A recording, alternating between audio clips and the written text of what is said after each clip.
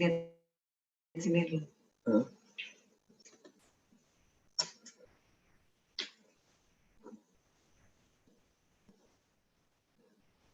Selamat datang Pak Rudi. Gimana?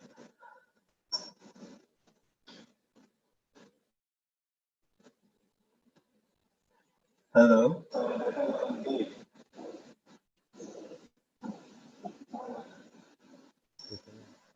Halo. Share komputer soundnya matiin.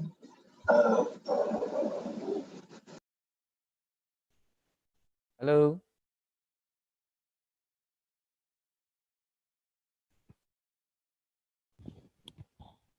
Oh, ini belum di.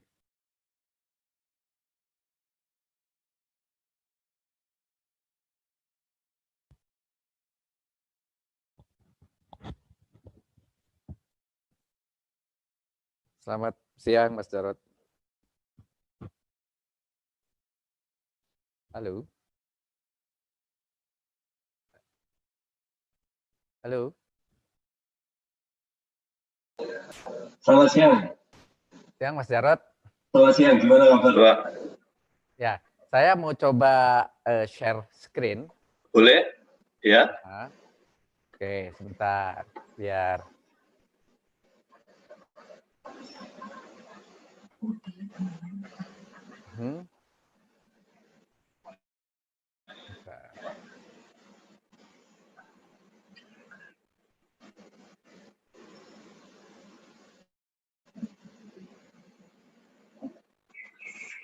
Di sini hostnya masih belum ngasih ini. Host disable participating screen share. Tolong yang bagian saya. Sudah. Sudah ya? Sudah. Oke, bentar.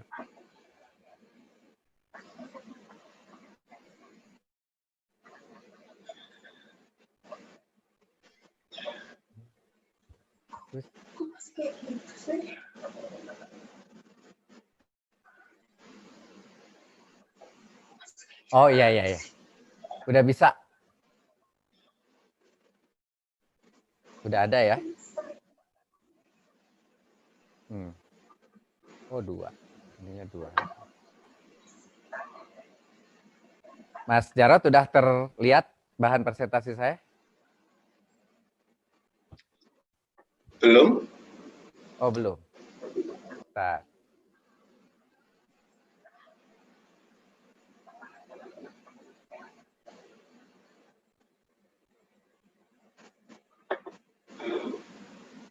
Ini kan? Oh ini.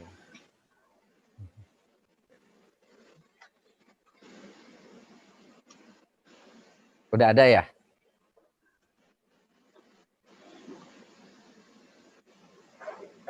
Mas Jarot? Udah ada? Ada. Oke, ya sip. Kalau gitu.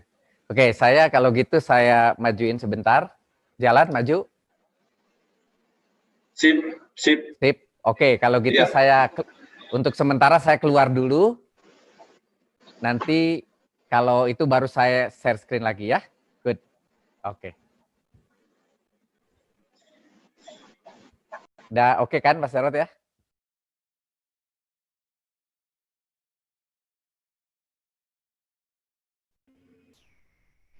Lapor Pak Jarot, saya Waluyo dari Masyarakat Ketenaga Listrikan Indonesia masih.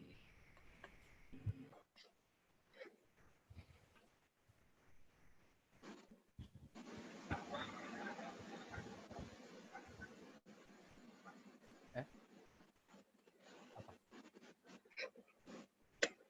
Oh satu kan? Di sini yang ini. Coba Agus ini ikutan dicek. Ini saya kirim alamat. Ini apa follow.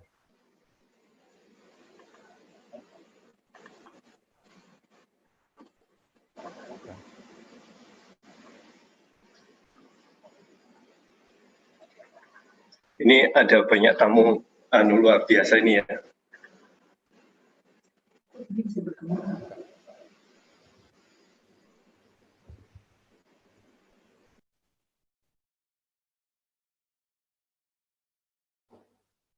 Mas Jarot?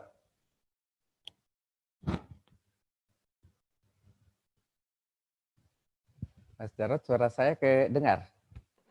Kedengar Pak, kedengar. Oh, oke. Tadi untuk sharing sudah aman ya, sudah terlihat bahan presentasi maju mundur. Oke.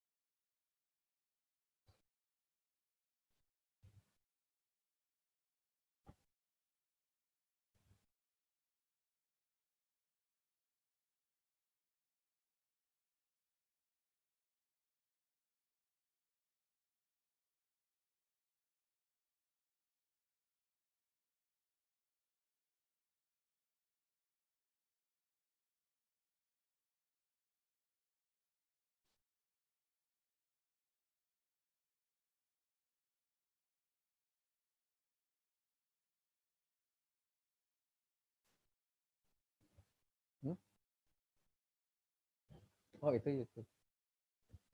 Itu di YouTube. Oh, oh, iya. Oke, Zoom udah nggak bisa lagi kan? Bisa. Eh? Oh iya. Nggak apa-apa, nanti lihat yang YouTube-nya aja kan penampilannya saya kayak apa. Jangan sampai saya nggak munculin bahan presentasi. Atau munculnya dua, jangan. Munculnya satu. Untuk ingetin saya. Kalau oke, kasih tahu juga ke sini oke.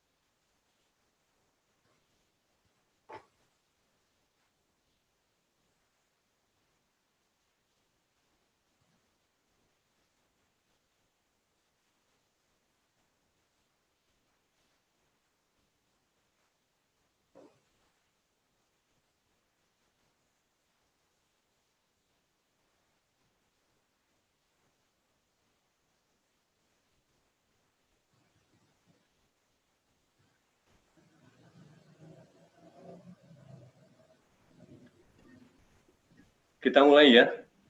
Silakan.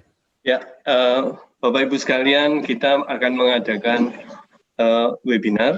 Kali ini adalah knowledge sharing ke-5 kali untuk seri yang dilaksanakan oleh Himpunan Masyarakat Nuklir Indonesia. Jadi kita mulai pukul 4 tepat. Nanti kita akan melakukan beberapa hal sebagai pembuka.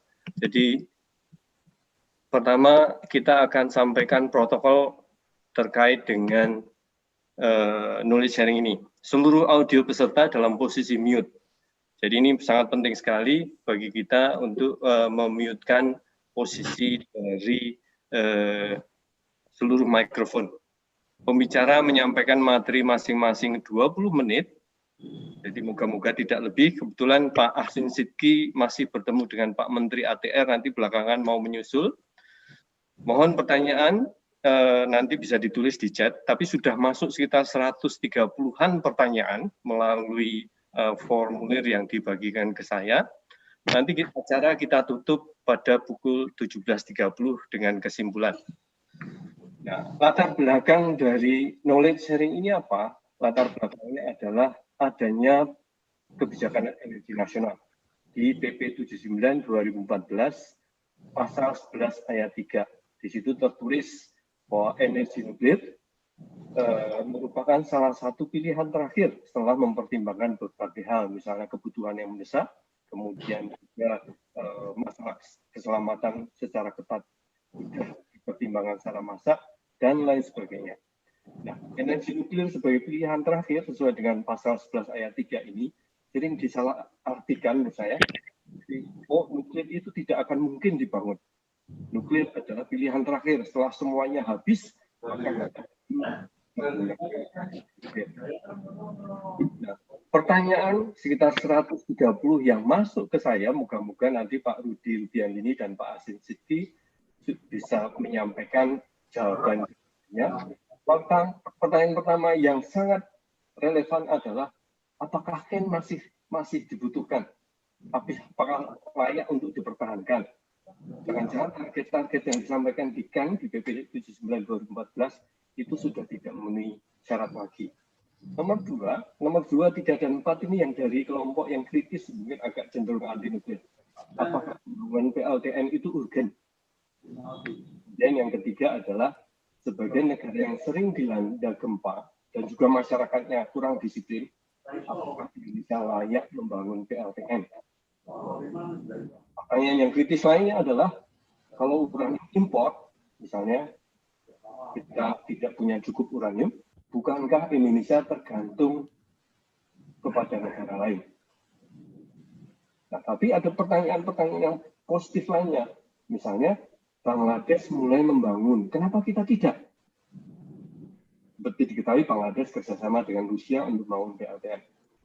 Kemudian pertanyaan berikutnya lain lagi, dengan menipisnya cadangan fosil kita, kenapa nuklir jadi pilihan terakhir? Ya, kita sudah import, kita batu bara terbatas tapi dikirim ke luar negeri, dan juga terkait dengan climate change, kita punya target pengurangan emisi karbon. Dan terakhir, ini kelompok dari pertanyaan yang 130 ini adalah kenapa tidak membangun SMA terlebih dahulu, small modular atau small medium reaktor. Nah, ini yang kita perlu perhatikan dari pertanyaan-pertanyaan yang jumlahnya banyak. Nah, sebagai narasumber pertama nanti akan berbicara Bapak Rudi Rubiandini. Seperti kita ketahui, beliau adalah Wakil Menteri SDM pada tahun 2012 sampai 2013. Lahir di Tasikmalaya 9 Februari 1962, S1 di kemudian master dan doktornya ada di TU Clausthal. Dan pengalaman pekerjaannya sangat luas dan menariknya adalah di bagian banyak bidang-bidang di migas. Moga-moga kami bisa mendengar sudut pandang ahli-ahli migas terkait apakah kita membutuhkan nuklir atau tidak. Pembicara kedua adalah Pak Ahsin Sidki. Pak Ahsin Sidki itu saat ini adalah Direktur Utama PT Indonesia Power. Lahir di Salatiga 4 Mei 1966, S1-nya adalah teknik nuklir UGM. Jadi dulu mungkin PLN atau dan anak perusahaannya sudah mulai berpikir mau mendirikan PLTN, mau merekrut lulusan teknik nuklir UGM. S2-nya di STI Jakarta dan S3-nya di Universitas Trisakti. Pengalaman pekerjaannya adalah di Indonesia Power dan PT PLN. Jadi beliau memang kita anggap punya suatu kemampuan, kompetensi, dan saya sering diskusi dengan beliau, sangat tertarik memanfaatkan PLTN menjadi salah satu supply bagi kebutuhan listrik Indonesia. Nah, sebagai pembuka, saya minta kepada Pak Susilo Widodo untuk memberikan suatu apa itu HIMNI dan bagaimana kegiatan HIMNI. Monggo Pak Susilo.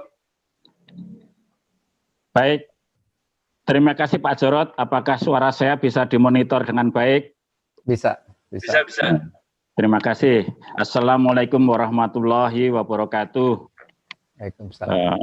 Selamat sore, salam sejahtera untuk kita semua. Selamat datang pada bapak-bapak, ibu-ibu, dan teman-teman semuanya di dalam serial diskusi terkait dengan energi nuklir, khususnya PLTN di Indonesia, terkait dengan juga ketahanan energi. Hari ini adalah bagian dari serial diskusi yang telah berlangsung 3 kali.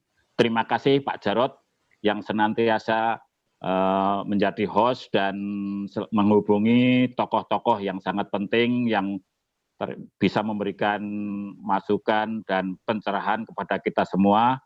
Seperti kita sampaikan bahwa di serial yang pertama saya sendiri bicara tentang basic tentang energi, yaitu betapa manusia modern ini telah membakar bahan bakar fosil selama 200 atau 300-an tahun dengan efisiensi yang relatif rendah, mengambil energi yang 25% sambil menyia-nyiakan yang 75%. Itu tabiat manusia modern. Ini sebagai penggugah semangat aja di tengah-tengah COVID sebagai koreksi langit sehingga harga komoditas energi telah anjlok seperti sekarang ini gitu. Nah, kemudian disusul dengan Pak Qurtubi, beliau sangat pengalaman dan sangat menguasai masalah terkait dengan kebutuhan energi listrik di Indonesia dalam rangka untuk industrialisasi, termasuk di dalamnya adalah keekonomian PLTN yang bisa bersaing dengan energi sumber energi yang lain gitu. Kemudian di serial yang kedua ada Pak Edi Widiono dan Pak Agus Puji Prastiono yang cukup mensupport tentang kehadiran PLTN di Indonesia. Hanya saja beliau memang mengingatkan kepada kita semua bahwa kita jangan hanya diskusi-diskusi saja, tapi butuh eksekutor siapa yang bisa merealisasikan ini dengan konkret supaya tetap segera terrealisasi di Indonesia gitu. Karena kalau sebatas diskusi seperti ini ya nggak jadi-jadi gitu dari diskusi ke diskusi. Ini suatu peringatan yang tajam dari Pak Edi Widiono dan Pak Agus Puji Prastiono terkait dengan ayo kita mulai dengan eksekusi bagaimana langkah-langkah untuk menuju ke introduksi tenaga nuklir. Juga disampaikan oleh Pak Andika Prastiono waktu itu dari BPPT bahwa memang dalam rangka EBT, energi baru terbarukan, sudah mengakui bahwa energi surya, angin, dan sebagainya tidak akan memadai untuk target yang dicanangkan lewat undang-undang energi, gitu, yaitu 23% di tahun 2025 itu tidak akan tercapai kalau itu hanya menggunakan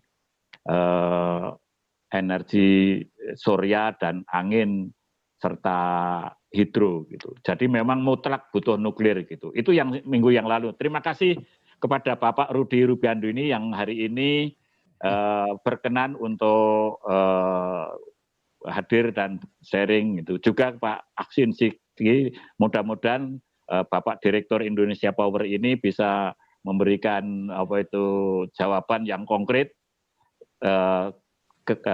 terkait dengan bagaimana merealisasikan itu PLTN di Indonesia itu. Kalau undang-undang sudah mendukung, kemudian sebagian masyarakat juga sudah pro nuklir dan sebagainya gitu. Nah, HIMNI memang menghimpun, menginventarisir kegiatan semacam ini dalam rangka ya memperkenalkan iptek nuklir pada umumnya dan PLTN pada khususnya gitu. Terima kasih kepada Bapak-Bapak. Mungkin di antara nama-nama ini masih ada beberapa memang karena peserta webinar ini tambah banyak, masih muncul nama-nama baru. Marilah Bapak-Bapak semuanya kita ajak untuk bergabung dengan Himpunan Masyarakat Nuklir Indonesia. Mungkin penjelasan lebih lanjut mengenai tata cara pendaftaran anggota dan sebagainya bisa kita tulis lewat chatting di forum ini juga. Itu saja Pak Jarod yang bisa saya sampaikan, lebih dan kurangnya mohon maaf. Assalamualaikum warahmatullahi wabarakatuh. Waalaikumsalam warahmatullahi wabarakatuh. Terima kasih Pak Susilo. Untuk pertama saya tidak ingin memperpanjang, silahkan kepada Pak Rudi Rubiandini untuk menyampaikan presentasinya. Monggo Pak Rudi, mangga. Assalamualaikum warahmatullahi wabarakatuh. Pertama-tama saya sampaikan dulu hormat kepada Bapak saya, Profesor Subroto, yang hadir juga di tempat yang berbahagia ini. Kemudian teman-teman saya ada Pak Ananda, ada Pak Andang Bahtiar, dan rekan-rekan yang lain yang banyak sekali. Saya ingin memberikan trigger saja dalam hal diskusi ini, tetapi 7 pertanyaan tadi insya Allah di dalam presentasi saya semuanya sudah terjawab insya Allah. Oleh karena itu saya langsung saja mulai menyampaikan sedikit sharing tentang apa dasarnya mengapa saya membuat judul di sini adalah mendesak penggunaan energi nuklir di Indonesia. Nah, dasar-dasar mengapa menggunakan kata mendesak penggunaan energi nuklir di Indonesia ini, saya akan mulai dari 3 topik saja. Topik yang pertama saya akan menyampaikan perkembangan energi dunia, kemudian perkembangan energi nasional, kemudian yang terakhir saya akan menyampaikan tentang nuklir sebagai solusi pemenuhan energi nasional untuk jangka panjang tentunya. Oleh karena itu saya akan meneruskan dengan topik yang pertama mengenai perkembangan energi dunia. Energi dunia saya lihat dari 3 sisi. Sisi pertama energi secara keseluruhan, baru fokus pada minyak dan gas bumi, karena sampai saat ini 2 sumber energi ini masih dominan. Ada yang ketiga sebetulnya batu bara, tapi saya masukkan hanya sebagai data, nanti kita lihat. Pertama, sumber konsumsi energi yang saya ambil dari BP Review tahun 2019 saja, kita bisa lihat dengan sangat mudah. Yang warna hijau paling bawah ini, kalau kita lihat, yang warna hijau paling bawah, kita lihat bahwa yang namanya oil itu masih sangat dominan. Ditambah dengan gas, ditambah dengan batu bara, artinya fossil fuel masih sangat-sangat dominan. Sementara yang kita harapkan, yang kita kenal dengan istilah energi baru dan terbarukan yang ada di sini, itu masih terlalu kecil. Di situ kita lihat ada hidro memang yang dari dulu sudah bagus, kemudian tetap bisa bertahan. Kemudian ada juga nuklir di sini secara internasional juga sudah bagus. Yang energi baru terbarukan yang sekarang ramai dibicarakan orang, yang katanya mengatakan disebut transition energi itu, masih sangat-sangatlah kecil. Jadi di luar daripada nuklir, itu energi baru dan terbarukan lainnya, itu masih sangat kecil. Sementara kita dari air relatif berkembangnya tidak cepat. Oleh karena itu, dari 3 komponen yang kita sebut fossil fuel yang begitu berat ini, kalau kita lihat kecenderungannya seperti apa ke depan, maka memang ada penurunan persentase daripada minyak, tetapi itu bukan turunnya energi fosil, karena sebetulnya turunnya minyak karena naiknya gas. Jadi secara keseluruhan fosil fuel tetap saja tinggi. Kita lihat batu bara juga relatif konstan. Mari kita lihat, adakah energi hidro? Ada di sini yang konstan tapi posisi di bawah. Bagaimana dengan nuklir? Nuklir sudah naik di kurun tahun 90 sampai tahun 2000. Di sini ada sebuah kenaikan yang signifikan. Di berbagai negara dibangun. Nuklir pernah naik yang begitu signifikan. Tetapi setelah 2000, ini kelihatannya semua pada nunggu. Ada sesuatu yang baru. Mari kita lihat nanti apa yang baru yang akan membuat nanti nuklir di sini akan kemudian loncat naik. Nah, bagaimana energi baru terbarukan yang lain? Yang lain itu baru tahun 2010 terjadi kenaikan yang signifikan. Ini di dunia ceritanya, bukan di Indonesia. Ini di dunia baru seperti ini. Artinya bahwa energi nuklir untuk ke depan masih banyak peluang karena dominasi daripada energi fosil yang mengandung CO2 yang cukup tinggi, kemudian mengganggu lingkungan yang cukup banyak dibanding dengan nuklir, itu sangat signifikan bagi nuklir untuk bisa memberi substitusi. Kita tidak perlu menggantikan energi minyak dan gas dan coal, tetapi mensubstitusi saja tenaga yang dibutuhkan cukup berat. Baik untuk EBT yang lain maupun EBT nuklir, itu cukup berat. Itu yang kedua. Yang ketiga, mari kita lihat distribusi energi seluruh dunia dalam bauran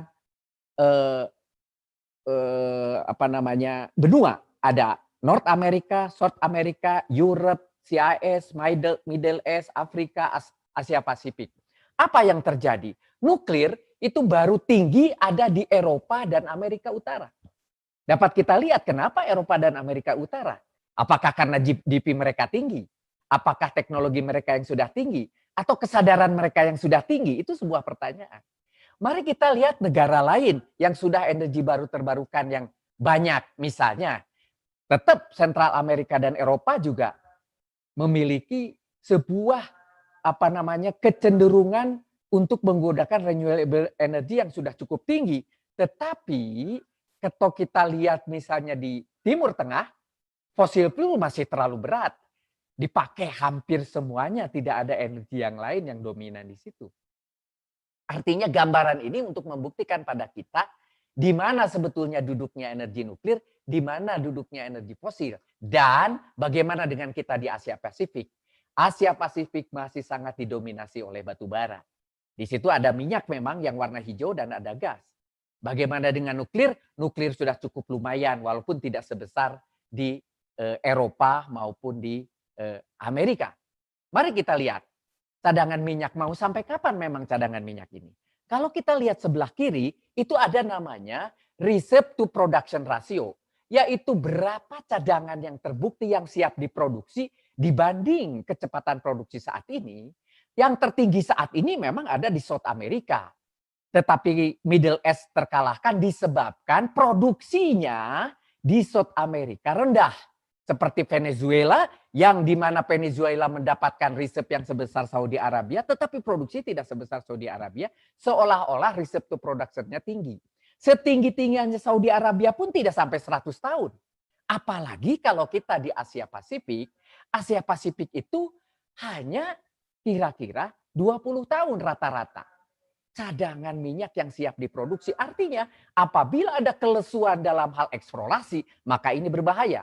Kecuali kalau harga minyak kembali tinggi, kembali naik, maka terjadi sebuah keinginan, eagerness untuk mencari lagi dengan eksplorasi. Mungkin ini akan terperpanjang lagi. Jadi 20 tahun, 30 tahun, dan seterusnya.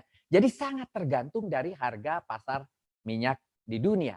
Artinya ini menjadi suatu angka yang bagi kita selalu kita harus diworikan dengan adanya minyak. Atau dengan menggantungkan diri pada minyak. Kedua, gas. Bagaimana dengan, ini minyak bumi di dalam bentuk distribusi di mana pada tahun 98, 2008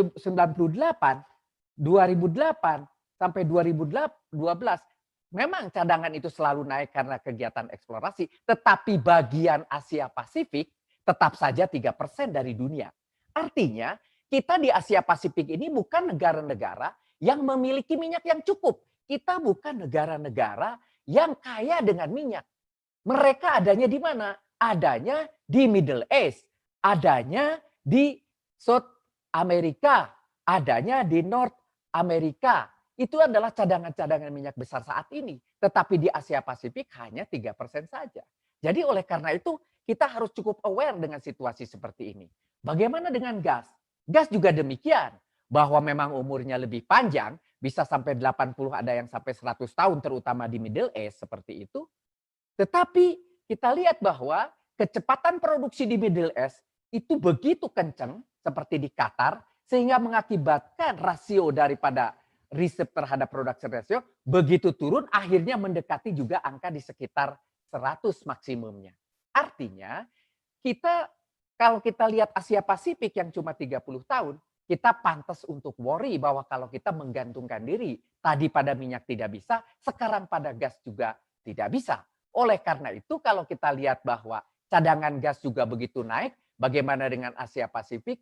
Asia Pasifik ternyata tidak terlalu besar, hanya sekitar 5 dan 7%. Yang terbesar tetap adanya di Middle East dan ada di sekitar Rusia sana. Oleh karena itu, kesimpulan yang pertama tentang energi dan migas dunia adalah, pertama, pemenuhan energi dunia sampai tahun 2020 masih dikuasai oleh energi fosil, yaitu minyak, gas, dan batu bara, sampai mencapai 85%. Walaupun porsi minyak turun, tetapi gas naik, begitu juga energi baru dan terbarukan di tahun-tahun akhir mulai mengalami kenaikan. Itu faktanya.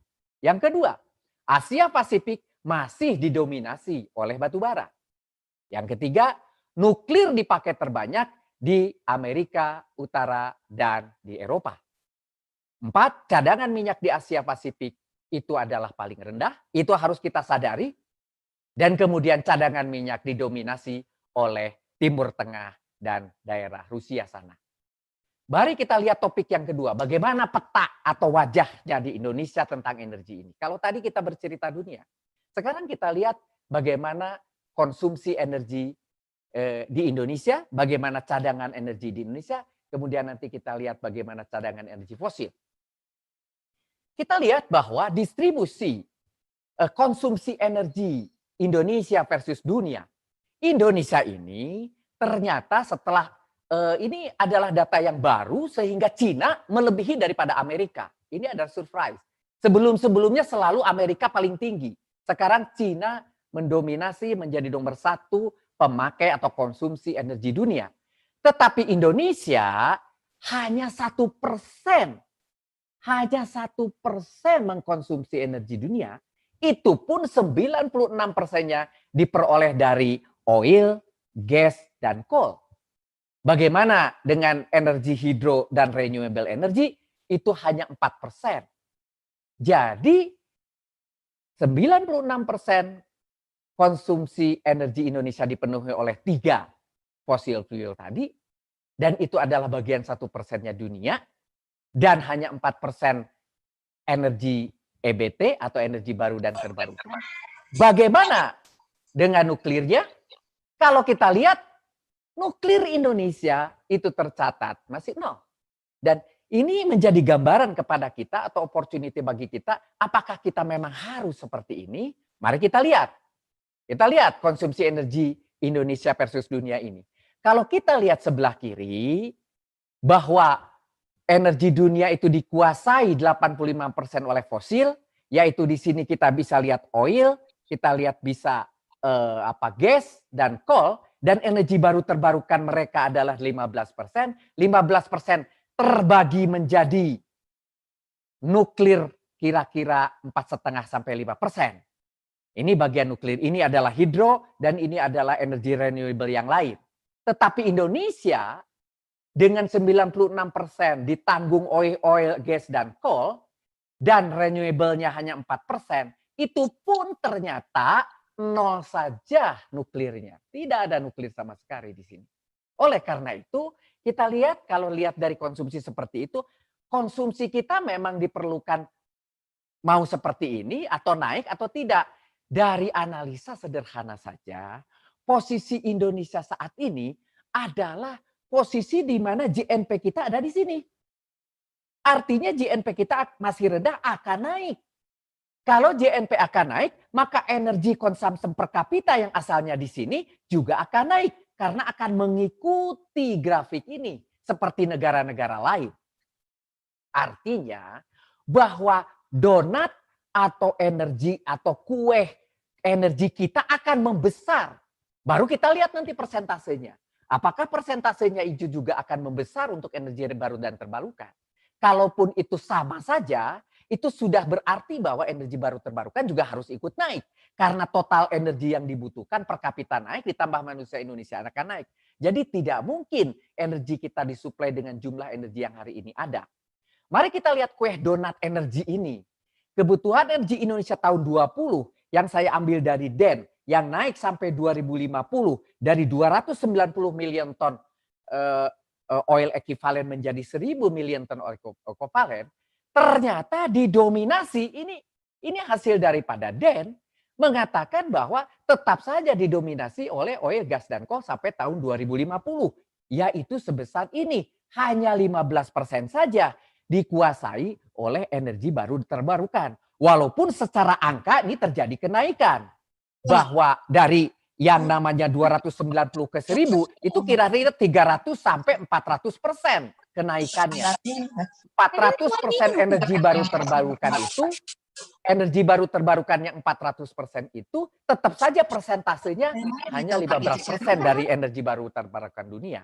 Mari kita lihat lagi data dari BPPT mengatakan bahwa kebutuhan energi Indonesia tahun 2050 adalah seperti ini. Kalau kita lihat tahun 2020 di sini, ada di sini namanya energy electricity, dan kemudian ada ini energy electricity, artinya energy electricity ini dibutuhkan juga naik, yang didominasi sekarang oleh energi yang lain tanpa nuklir. Oleh karena itu, kesempatan bagi nuklir di sini untuk mensubstitusi energi listrik yang akan naik kebutuhannya sampai 2050. Mengapa nuklir harus ikutan? Karena energi lain, EBT itu juga tidak akan mampu mencukupi, itu betul. Kita lihat sekarang minyaknya. Apa kira-kira sampai tahun 2050 yang akan kita lakukan atau yang bisa kita lakukan? Kalau per hari ini kita masih sebagian mengekspor warna merah dan yang kita konsumsi warna hitam.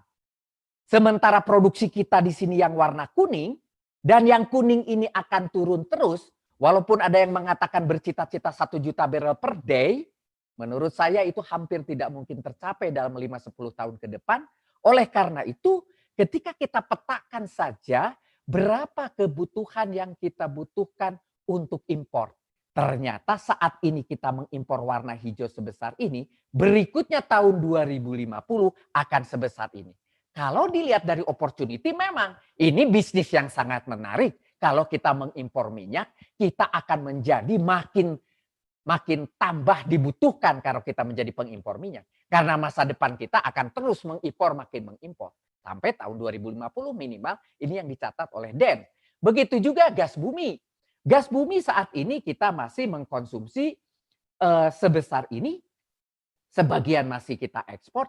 Dan ini yang diproduksikan yang warna kuning. Tetapi kita bisa lihat tahun 2034 kita tidak lagi mampu mengekspor. Dan kita justru akan mengimpor. Berapa importnya? Impor kita akan terlihat sangat dominan di tahun 2050. Jadi artinya sejak 2034 kita menjadi importir gas juga. Dan kemudian kita akan sangat dominan melakukan impor. Jadi bukan berpikir bagaimana membuat LNG plan lagi pada tahun 2050. Tetapi kita receiving fasilitas LNG harus sudah ada dan dibangun. Kalau melihat dari peta seperti ini yang dibuat oleh DEN. Bagaimana dengan batu bara? Kita memang kaya dengan batu bara. Saat ini kita ekspor sangat dominan. Penggunaan dalam negeri masih kecil.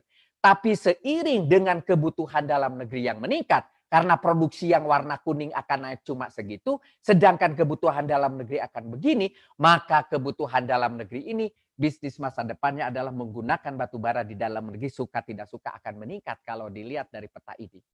Mari kita lihat EBT yang jumlahnya cuma 15% tadi. Dari mana kita bisa peroleh? Kalau kita lihat di sini, nuklir memang disiapkan tahun 2030 seperti ini. Namun kita lihat lagi di sini ada CBM, ada SEL yang juga ini questionable sampai tahun 2050 tersebut. Bagaimana dengan energi yang lainnya? Energi hidro tidak bisa begitu saja dikembangkan terlalu cepat. Geothermal yang katanya kita memiliki paling besar dunia juga tidak bisa terlalu kencang sehingga melebihi apa yang disuplai oleh energi fosil seperti minyak dan gas bumi. Ini semua adalah sebesar 16%. 16% dari kebutuhan Indonesia hanya dipenuhi dari faktor-faktor ini. Oleh karena itu, kita harus sadar bahwa pada tahun 2034 harusnya nuklir sudah dimulai. Itu pun ternyata masih kecil bagiannya.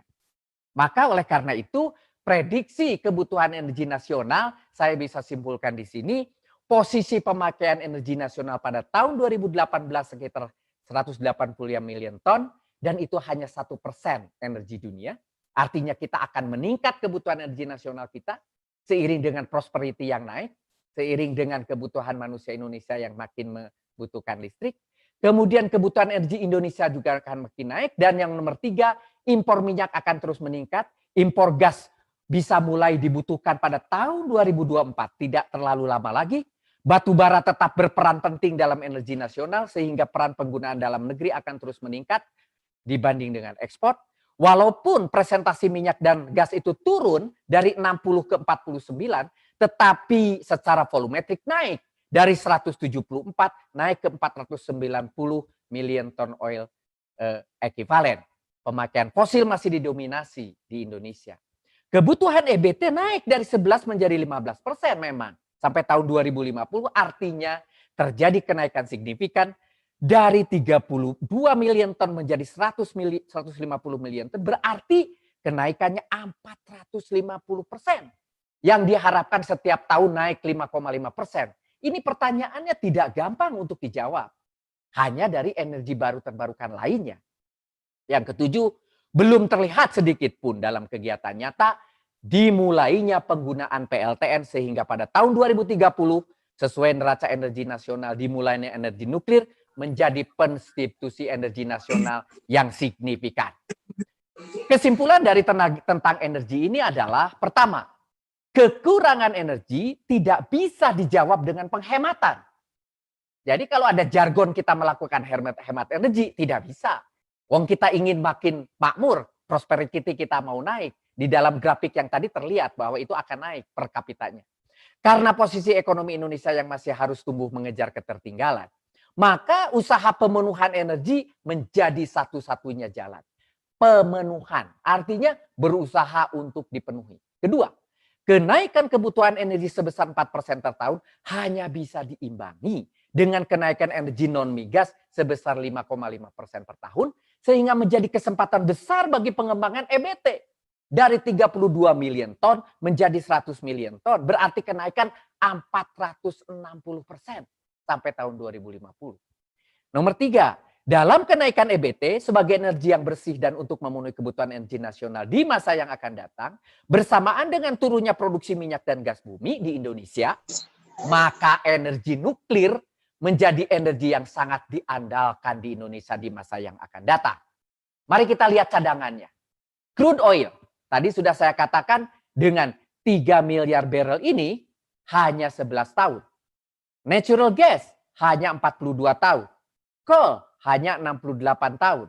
Hidro baru 19%. Geothermal yang kita nomor 1 dunia itu baru terpasang 8,8%. Dan mikrohidro dan mini itu hanya 7,4%. Jangan lupa kita punya warna hijau. Betul, ada energi baru dan terbarukan di bawah.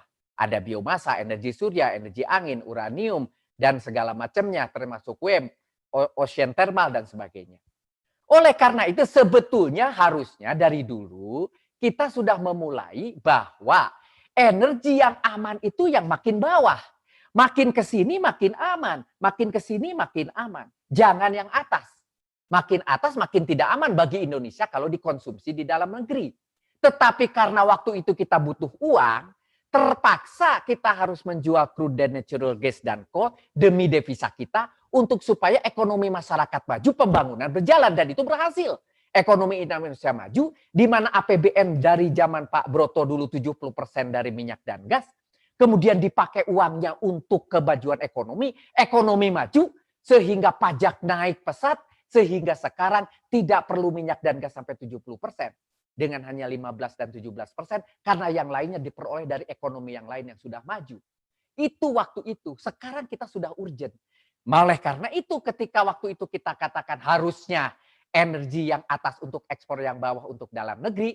Kalaupun sekarang kita sudah telat, harusnya kita sudah harus memulai kembali menumbuhkan ini. Tetapi tidak akan mungkin sekuat seperti yang kita butuhkan. Buktinya apa? Buktinya kita punya cadangan energi baru terbarukan juga tidak terlalu besar. Mau dari biomasa, dari solar energi, dari wind. Kemudian ada uranium yang baru teridentifikasi kecil. Sebetulnya masih banyak, lebih banyak daripada ini. Ini yang tercatat secara resmi di DEN. Shale gas, coal bed methane, itu sama saja situasinya seperti oil dan gas. Masalahnya sama, eksplorasinya sama, sulitnya sama. Belum ocean, belum yang lain. Itu semua rasa-rasanya tidak akan bisa mengejar kebutuhan energi nasional yang begitu besar tadi. Oleh karena itu, kalau kita mengutamakan nanti masih tetap berkutat pada minyak, nggak akan bisa. Indonesia itu cuma 3,2 miliar dan hanya 0,2% cadangan dunia. Jangan bilang bahwa kita sekarang ini kaya. Kita hanya 0,2% cadangan dunia dan umurnya tinggal 11 tahun. Bagaimana dengan gas? Gas masih lumayan. Kita masih punya Indonesia setara dengan 1,4% cadangan dunia yang umurnya 40 tahun. Walaupun sekarang sudah rada ketar-ketir dengan harga yang rendah ini. Bagaimana dengan batu bara? Batu bara lebih bagus lagi, 67 tahun.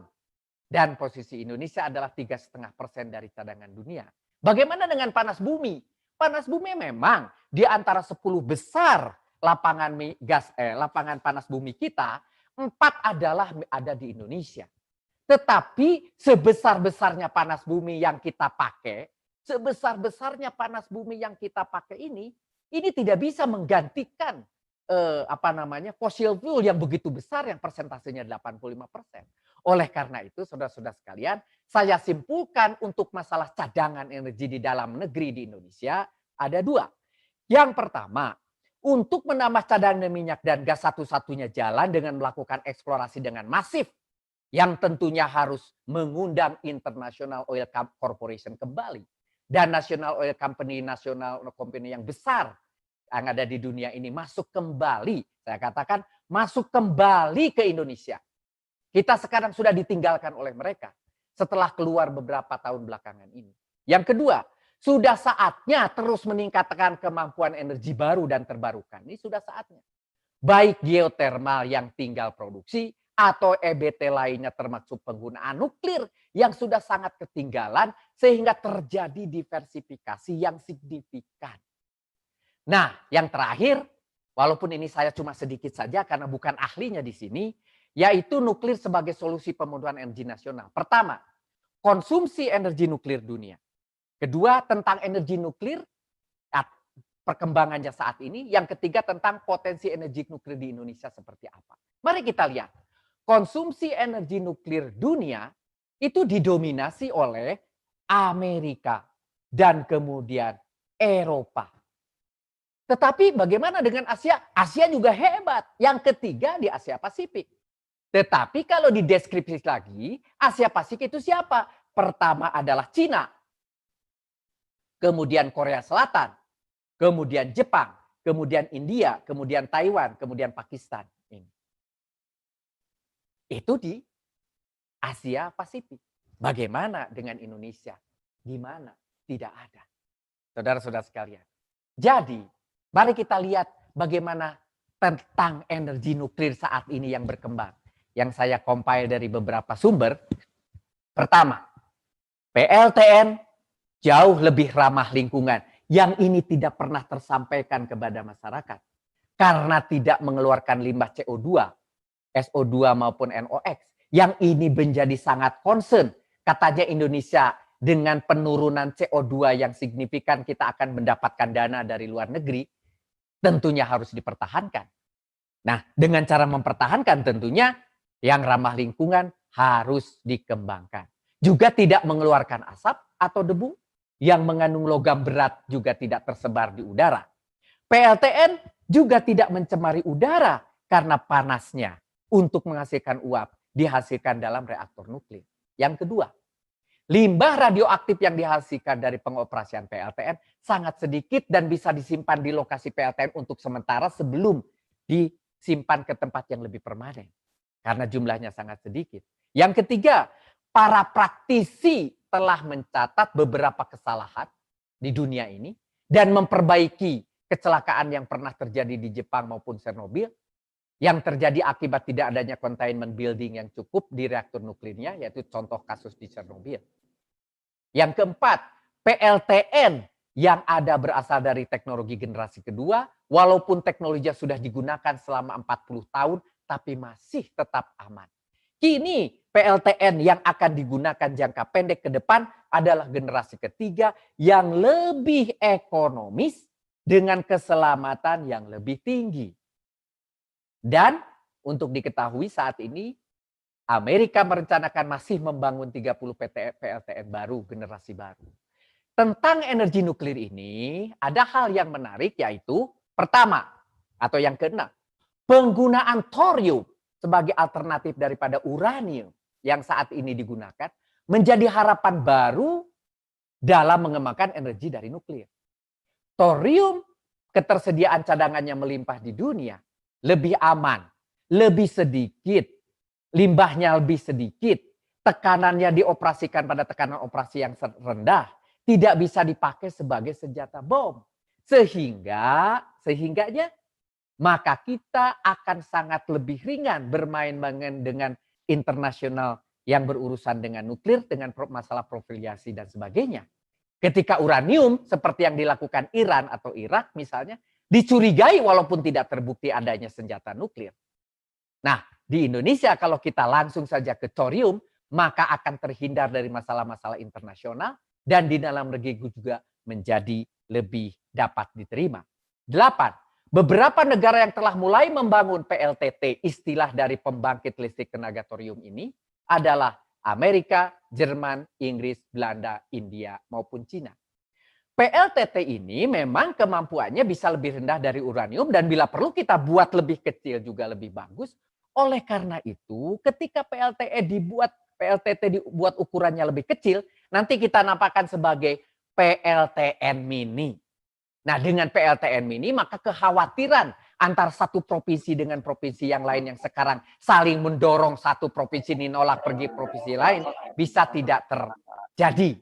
PLTN mini ini juga pernah kita diskusikan di beberapa tempat di lain seperti yang saya diskusikan dengan rekan-rekan kita di negara lain.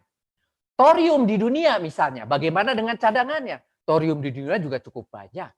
Ada 1,7 miliar ton thorium di dunia tersebar. Bagaimana dengan di Indonesia? Kalau kita lihat di Indonesia, selain daripada uranium, arahnya mungkin akan ada pengurangan struktural, tapi nanti ada jalur ada kebakaran. gangguan suara. Ibu Hoirul Nisak, tolong Ibu Hoirul Nisak suaranya. Ya, makasih. Jadi uranium dan thorium yang tersebar di Indonesia ini dapat kita lihat bahwa jumlahnya cukup signifikan. Oleh karena itu, kalau kita lihat saja dari jumlah thorium yang ada di Indonesia, bisa digunakan sebagai energi listrik di Indonesia lebih daripada 1000 tahun. Kalau dengan data-data seperti ini, maka saya akan punya potensi energi nuklir di Indonesia seperti apa? Kita lihat. Pertama, selama lebih dari 55 tahun anak bangsa telah berhasil membelah atom dan mengendalikan reaksi nuklir yang berantai. Yaitu di Bandung yang diresmikan oleh Presiden Soekarno pada tahun 65, kemudian telah membangun reaktor nuklir Kartini di Yogyakarta tahun 79, berhasil mengoperasikan dan merawat reaktor penelitian Siwabesi pada sejak tahun 87 sampai sekarang. Artinya SDM itu sangat-sangat bukan jadi alasan bahwa Indonesia dianggap negara yang tidak mampu. Kedua, biaya menghasilkan listrik lebih rendah. Di bawah masih biaya penerimaan PLN. Bahan baku thorium diperoleh di dalam negeri, tidak ada bahan baku yang perlu didatangkan terlalu, walaupun ada triggernya dari luar, tetapi tidak besar. Yang kelima, menurunnya cadangan dan produksi minyak dan gas bumi Indonesia terutama, memberi kesempatan untuk EBT mampu memenuhinya. Tetapi yang mampu memberikan suplai yang signifikan dan terukur salah satunya adalah PLTN. Yang keenam, cadangan energi nuklir Indonesia bisa dipakai untuk memenuhi kebutuhan listrik lebih daripada 1000 tahun. Kesimpulan tentang energi nuklir ini sebagai kata penutup dari saya untuk Bapak-bapak dan Ibu sekalian, pertama, Indonesia sudah saatnya mendirikan PLTN sebagai sumber energi yang mampu diandalkan di masa depan. Indonesia tidak perlu ragu-ragu mengembangkan PLTN karena energi nuklir adalah salah satu solusi terbaik untuk menghasilkan sumber energi yang ramah lingkungan. Terbukti bahwa negara-negara yang sudah mengerti, negara-negara yang sudah GDP-nya tinggi, negara-negara yang sudah mengerti cara menggunakan energi cukup signifikan. Kedua, tempat yang sudah pernah menjadi kandidat PLTN adalah di Kalimantan Barat, di Banten, di Jepara, di Bangka Belitung. Maka dengan strategi membangun mini PLTN yang kita sebut PLTT, pembangkit listrik tenaga thorium, maka sebetulnya di setiap provinsi bisa dibangun PLTT. Sehingga tidak ada lagi iri-irian, jangan di provinsi saya, silahkan di provinsi lain. Tidak. Setiap provinsi diperbolehkan membangun PLTN-nya, memenuhi kebutuhan energinya dengan membangun PLTT karena dia mini, resikonya kecil, kemudian bisa dipakai untuk provinsi, tidak perlu satu provinsi, bisa satu provinsi ditempatkan beberapa, sehingga kalaupun terjadi sebuah masalah juga tidak akan terlalu besar. Yang ketiga, PLTT sudah harus mulai dibangun tahun ini. Saya tidak bilang tahun 2018 karena telat. Tapi saya tidak mau bilang nanti 2023, nanti tidak jadi lagi. Tahun ini, untuk mengejar tahun 2030, benar-benar energi nuklir sudah bisa mulai memberi andil dalam meningkatkan persentase EBT di Indonesia. Dan terakhir, sebagai jawaban dari beberapa pertanyaan termasuk Ken yang menuliskan sebagai pilihan terakhir bagi nuklir, saya jawab bahwa status PLTT saat ini adalah urgent.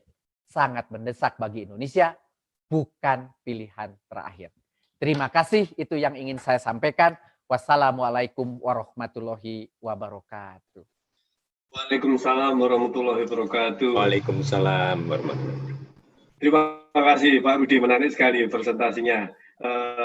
Mohon bersabar untuk jawaban-jawaban pertanyaan atau pertanyaan-pertanyaan. Selanjutnya kami minta Pak Asin Sidki untuk bisa menjelaskan bagaimana Indonesia Power hubungannya dengan nuklir. Monggo Pak.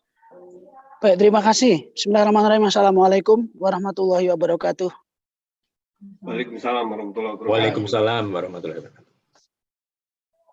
Pak Jarod, saya presentasi dari situ ya Pak ya?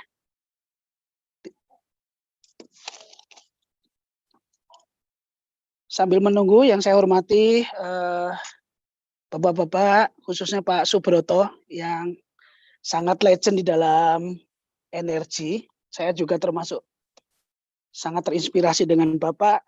Di usia sesepuh Bapak tetap mengawal kami. Yang saya hormati semua para senior kami di teknik nuklir.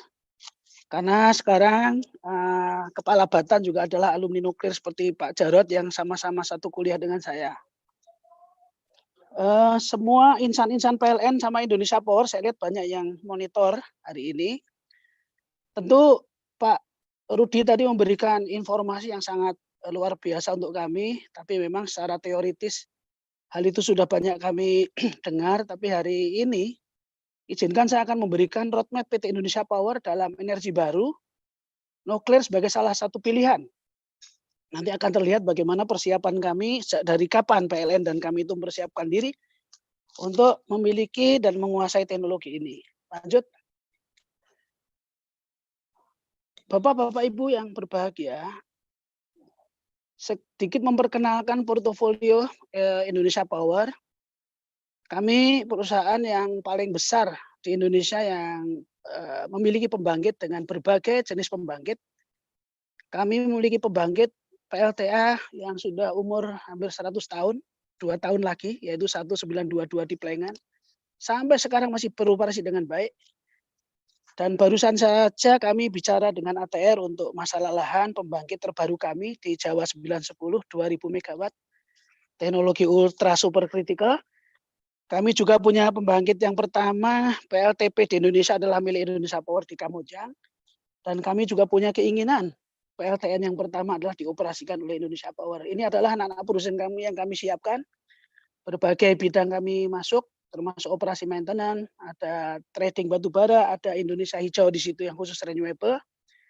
Sebentar lagi mudah-mudahan kita ada 5 orang yang sudah kami persiapkan untuk membidani PLTN di Indonesia Power. Lanjut.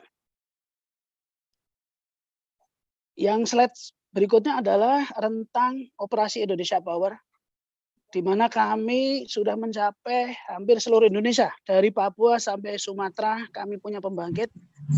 Dan yang tadi disampaikan oleh Pak Rudi bahwa di Kalbar kami ada pembangkit yang terbaru yang untuk operasi tahun ini adalah Kalbar 1, 2 kali 100. Dan disitulah insya Allah kita akan menyiapkan tapak untuk PLTN di Kalbar karena memang pendekatan Kementerian ESDM adalah resources based. Jadi karena bahan bakar ada di Kalimantan Barat dan industri smelter ada di sana, terlebih sekarang ini Indonesia juga kurang bangga karena import listrik 200 MW setiap hari dari Sarawak. Dengan adanya pembangkit kami dan nanti ada PLTN, kita akan menghentikan impor listrik itu dan sekaligus akan bisa menggunakan energi lokal yang waktu tahunnya tadi sampai ribuan tahun ya, untuk membuat masyarakat sejahtera khususnya di Kalimantan Barat dan lokasi-lokasi yang lain. Nanti ada gambar-gambar yang kita akan sampaikan sejauh mana Indonesia Power punya persiapan. Lanjut. Ya, kami mengoperasikan 17.000 megawatt lebih untuk seluruh Indonesia, di luar Jawa dan di Jawa. Dan ini menunjukkan bahwa nuklir yang pertama kami harapkan sekitar 300 megawatt kali 2. Saya kira, lanjut Pak Wisnu. Ya, saya kira itu jumlah yang sangat kecil dibandingkan yang kapabilitas kami punya. Karyawan kami organik 4.200 dengan kompetensi berbagai jenis pembangkit. Untuk teman-teman yang kami persiapkan nuklir, di samping saya sendiri, ada 3 orang yang sudah mempelajari ya nuklir construction dan sekaligus operation maintenance. Dan saya berencana akan memberangkatkan ke Korea. Ada tawaran juga untuk insan IP ke Korea untuk sekolah melanjutkan kami nanti. Nah ini Bapak Ibu, bahwa Indonesia Power itu punya pembangkit konvensional yang garis hitam itu. Kalau kita tidak, Indonesia Power tidak meningkatkan kapabilitasnya dengan berbagai jenis pembangkit baru, kita nggak akan tumbuh. Nah, ke depan Indonesia Power akan tumbuh dengan pembangkit-pembangkit justru yang bukan konvensional. Kalau saya katakan yang 2.000 megawatt Jawa 910 ultra super critical pakai batu bara, itu adalah mungkin proyek fosil terbesar kami yang saya bilang terakhir di Jawa yang batu bara. Tetapi kami akan melanjutkan banyak pembangkit dengan berbagai jenis renewable, termasuk nanti biomasa yang sudah saya kira Indonesia Power sangat berpengalaman dalam hal ini, dan termasuk kita sudah membakar sampah menjadi energi dengan teknologi yang kami punya di berbagai pembangkit, khususnya di luar Jawa dan diikuti di Jawa nanti. Tentu kita akan tumbuh menjadi yang merah dan mungkin hijau itu dengan renewable energy dan yang khususnya adalah nuklir. Di dalam RJP kami sudah menyampaikan tahun 2008 kami sudah mengoperasikan pembangkit listrik tenaga nuklir. Di situ ada baterai dan lain-lain. Saya kira salah satu rahasia untuk sukses di pembangkit renewable adalah baterai. Nah, kami juga mengembangkan baterai, berbagai kerjasama kami sekarang kerjakan untuk mencegah ya intermittent karena banyaknya renewable, dan salah satu yang nanti mengimbangi adalah pembangkit nuklir yang saya kira lebih andal dalam operasinya dibanding pembangkit-pembangkit yang kami punya sekarang. Lanjut. Ini Bapak Ibu yang berbahagia, coba dilihat bagian ini, bahwa inilah strategi pengembangan bisnis renewable energy untuk PT Indonesia Power. Kami meletakkan yang pertama justru yang di sebelah kiri ya, di atas itu nuklir power plant. Kami menggunakan mau plutonium, uranium, thorium, kami siap. Dan kami secara berkala mengirimkan teman-teman IP yang sudah sering bekerja sama Badan untuk conference luar negeri juga. Dan perkembangannya cukup pesat untuk pengetahuan kami di nuklir. Selain saya sekolah di sana, saya juga bisa mengajak beberapa kawan di IP yang bukan latar belakang nuklir untuk juga siap mendevelop project dan sekaligus operasi dan maintenance. Nah, solar power dan hidro saya kira inilah salah satu dream kami, dan tentu saja seperti baterai kita juga sudah mempersiapkan dengan para partner kami. Dan untuk nuclear power plant secara khusus kami perhatikan karena memang saya yakin Presiden Jokowi akan melanjutkan cita-cita Bung Karno yang tadi disebutkan, karena waktu itu tahun 65 kita termasuk negara yang sangat disegani termasuk Amerika, karena kita banyak mengembangkan ya reaktor-reaktor yang sampai hari ini masih beroperasi dan untuk praktek mahasiswa-mahasiswa seperti saya ini. Lanjut. Nah, setelah ini akan kami sampaikan satu saja yang 3Xer. Apa arti 3Xer itu? Bahwa Indonesia Power di tahun 2028 akan berkembang menjadi 3 kali lipat asetnya dibanding sekarang. Kami berbisnis selain di dalam negeri juga ada di luar negeri, tapi tidak akan kami sampaikan di hari ini. Justru yang kami berbisnis di luar negeri dengan pembangkit konvensional dan juga membuat workshop di sana seperti di Vietnam, di Bangladesh, mereka hari ini malah membangun PLTN. Sementara kami yang menjual keahlian di tempat itu termasuk di Kuwait gitu ya, itu nggak punya PLTN. Tapi kami mengembangkan di sana adalah terhadap kompetensi yang kami miliki sekarang. Dan saya yakin bahwa pendapatan kami juga akan bertambah dan kami berharap 3Xer yang kami capai di 2028 termasuk juga pembangkit listrik karena kami menyatakan 30% pembangkit kami pada tahun itu adalah sudah renewable. Lanjut. Kami sampaikan sekarang adalah persiapan IP. Bagaimana IP dan PLN melakukan persiapannya dengan baik. Jadi sejak tahun 1987 sebenarnya kami itu sudah banyak memakai aplikasi Cobalt dan Cesium untuk sensor flow meter batu bara. Itu sekitar mungkin ya ada ratusan lah.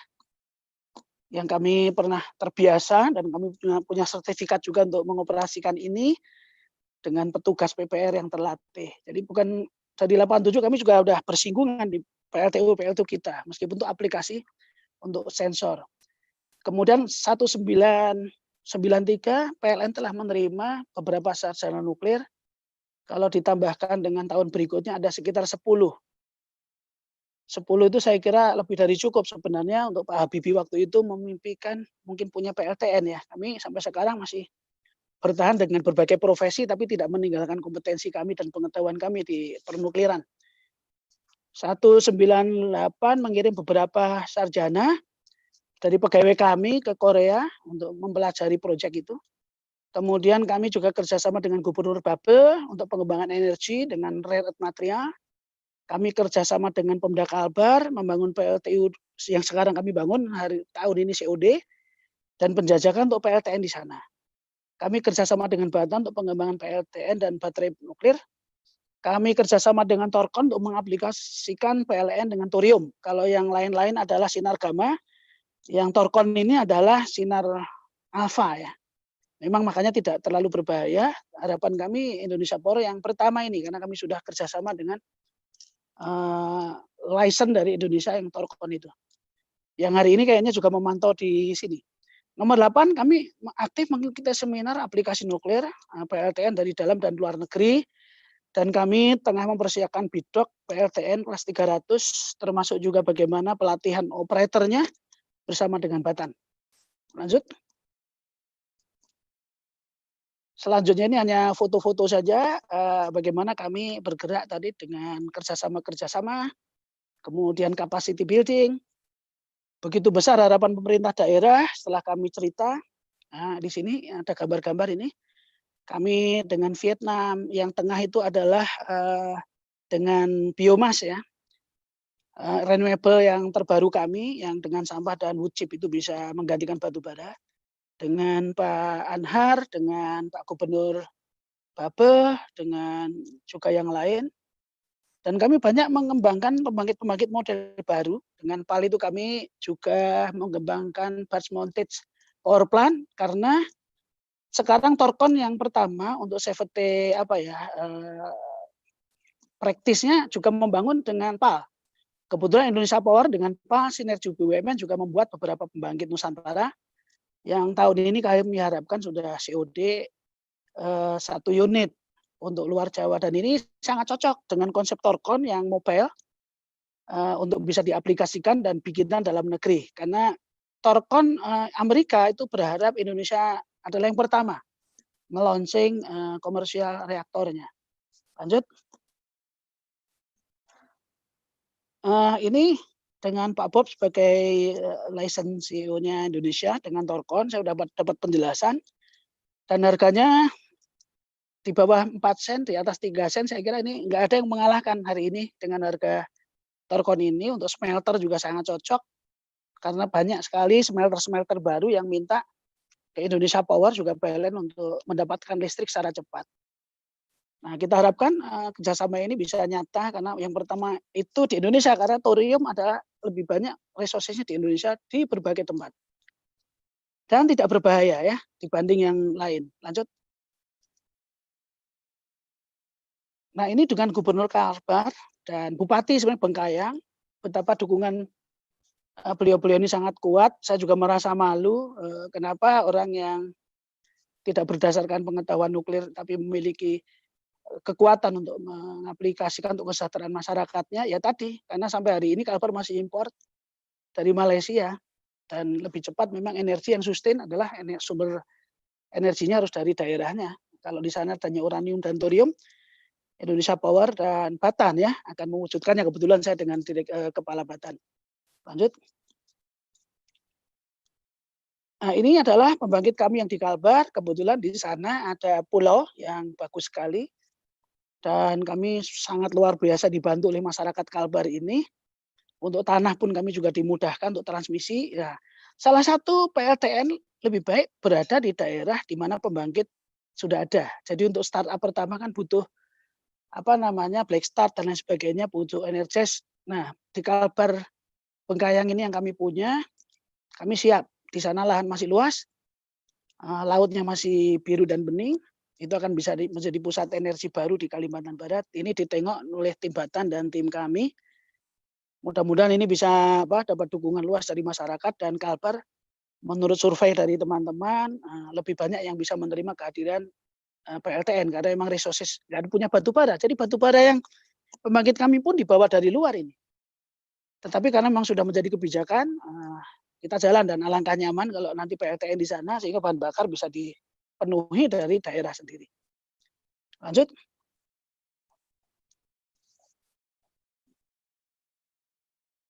Nah, lokasi nanti di Kalimantan Barat itu perbatasan dengan Malaysia, ada beberapa pembangkit PLN. Nah, dan salah satu syarat PLTN adalah stabil. Di sana nggak ada gempa, tidak ada patahan, dan pusat industri sedang tumbuh. Saya kira ini menarik, di samping tadi kita dengan Babel juga, ya, tapi saya kira Kalimantan Barat, entah bagaimana, saya merasa percaya selain pembangkit kami ada di sana, ya masyarakatnya juga sangat mendukung kalau menurut saya. Bupatinya juga sama semua. Lanjut.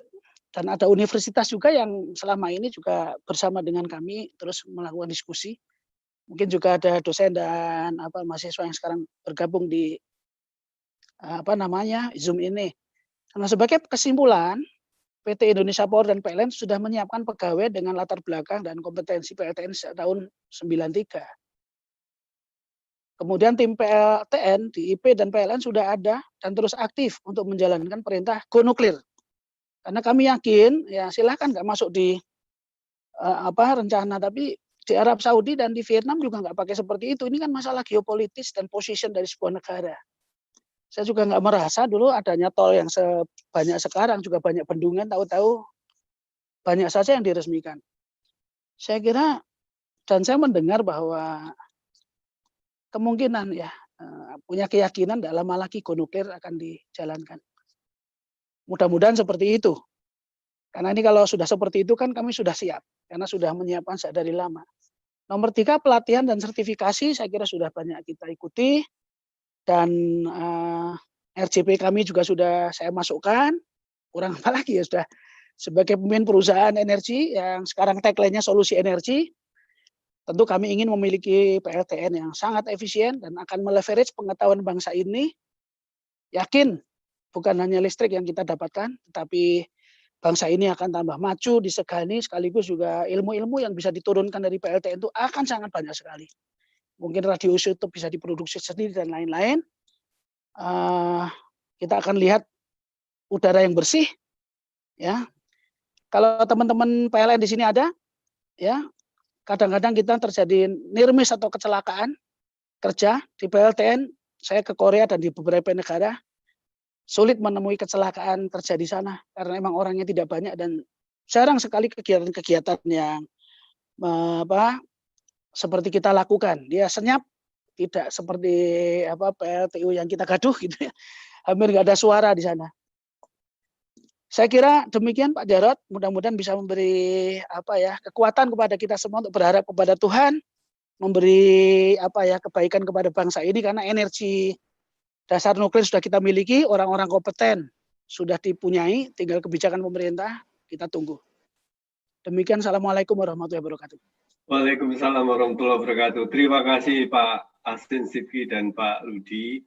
Ini kembali ke pertanyaan tadi. Mungkin ada beberapa pertanyaan di chat, tapi pertanyaan pertama yang sangat signifikan, apakah memang Ken ini perlu direvisi atau tetap dibiarkan seperti itu, nuklir menjadi pilihan terakhir seperti di ayat di pasal 11 ayat 3-nya.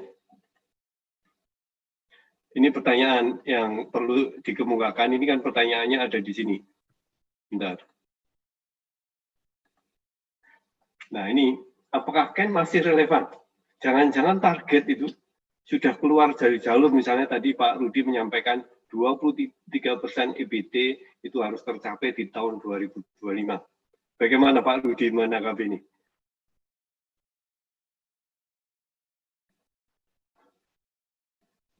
Masih mute ya?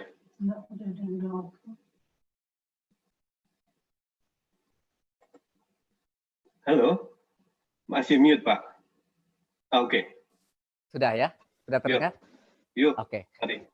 Jadi begini, menurut saya Ken itu tetap masih relevan. Cuma cara menginterpretasikannya, walaupun dikatakan ini adalah pilihan terakhir, memang sekarang kita sudah di akhir. Lah, ngitung kita kan bukan hari ini. Ngitung kita itu nanti tahun 2030, 2040, 2050 dengan situasi tadi yang saya katakan kita impor minyak, impor gas, kemudian dan sebagainya. Itu akan harus dimulai saat ini. Akhirnya memang di sana, tetapi starting untuk mencapai akhir itu sekarang. Jadi kalau dikatakan tadi, ini pilihan terakhir, memang pilihan terakhir sekarang sudah berakhir gitu kira-kira menurut saya. Bukan Ken-nya yang penting dirubah, tapi kita mau nggak melaksanakan hari ini, itu aja Pak Jan. Ya, baik. Berarti jawaban kedua juga bahwa PLTN urgen ya, karena sudah memang adanya yang terakhir kan ya.